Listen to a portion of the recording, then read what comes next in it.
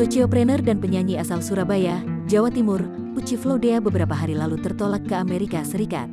Bukan liburan atau bisnis, ia pergi ke negeri Paman Sam untuk mengantar putra sematawayangnya, Michael Gary Seng, untuk kembali memasuki proses perkuliahan di Diablo Valley College, San Francisco usai lama berlibur di kampung halaman di tanah air. Baru menempuh tingkat atau semester 4, putra Uci ini mengambil program studi Computer Science. Uci mengungkapkan alasan menguliahkan anaknya di luar negeri. Selain jurusan terbaik, Uci mengaku mengirimkan anaknya kuliah di kampus luar negeri karena banyak benefit yang diraih. Anak saya lebih mandiri dan memperbanyak koneksi atau pertemanan lebih global, sehingga dia lebih akan memahami dunia luar itu seperti apa, kata Uci.